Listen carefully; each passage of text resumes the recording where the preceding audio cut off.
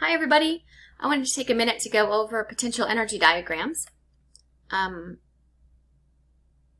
Potential energy diagrams show you the reaction pathway for a reaction. So what do I mean by that? For example, if I had hydrogen reacting with oxygen to make water.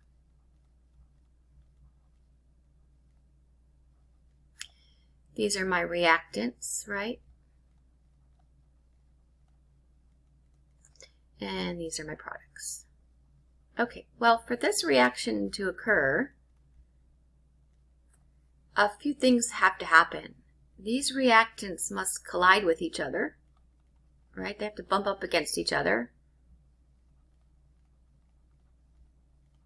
They have to collide with enough energy to meet something called the activation energy requirement.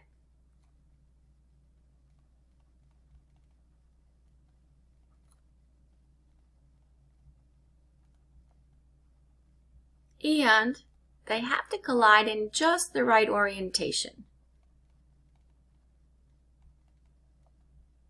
Meaning these are three-dimensional molecules, right? So they've got to kind of fit together. They've got to collide facing each other the right way. If these three things don't happen, you don't have a reaction. So if these three things do happen, then these reactants can become your products.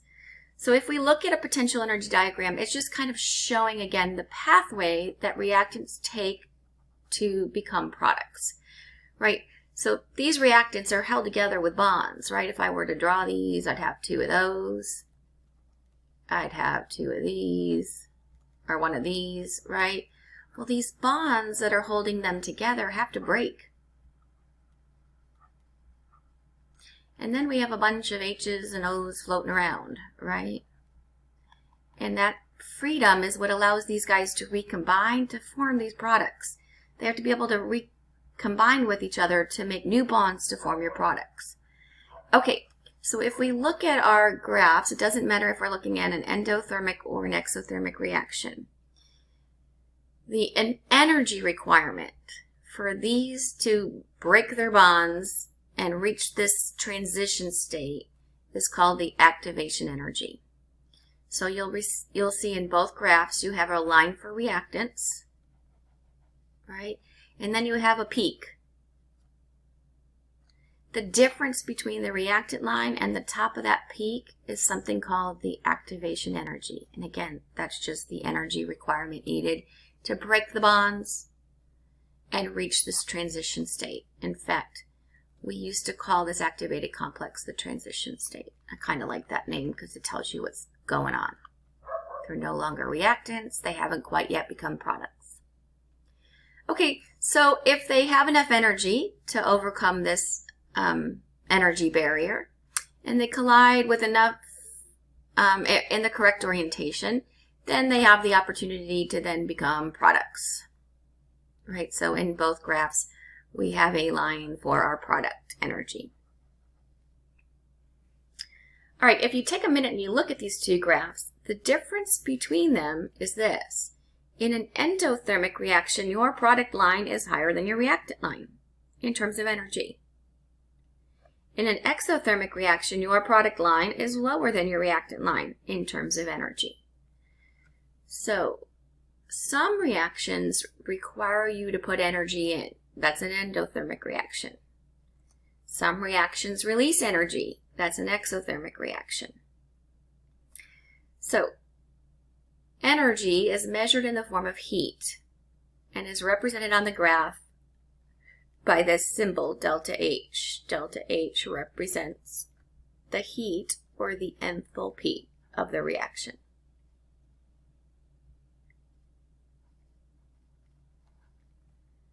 And heat and enthalpy are somewhat interchangeable in our circumstances. As long as pressure's constant, you can think of these as the same thing.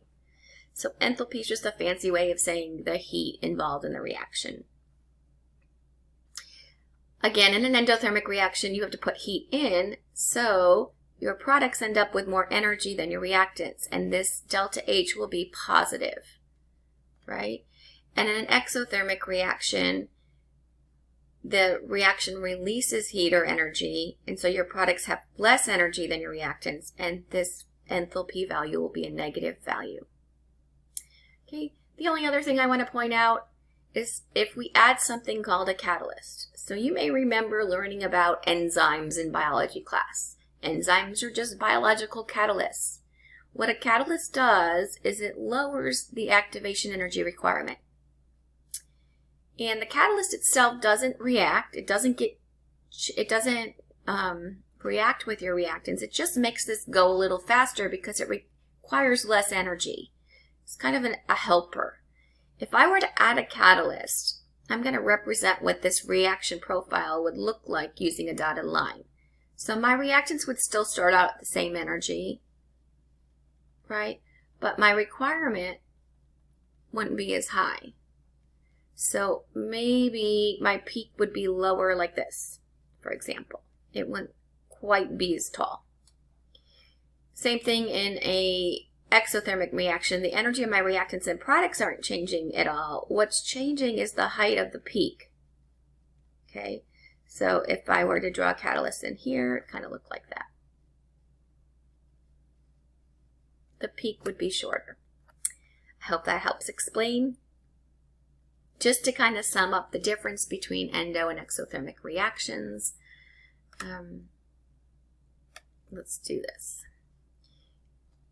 The finer points are this. In an endothermic reaction, if my reaction's happening inside my beaker, right, this endothermic reaction means that it's going to take energy from the surroundings into the reaction.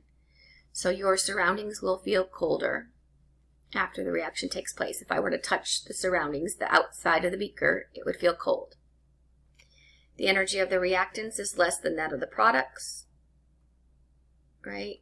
And I have a positive delta H for these reactions. In an exothermic reaction, again, same beaker. My reaction's taking place inside this beaker. Terrible draw, I'm sorry. And my reaction is giving off energy to the surroundings.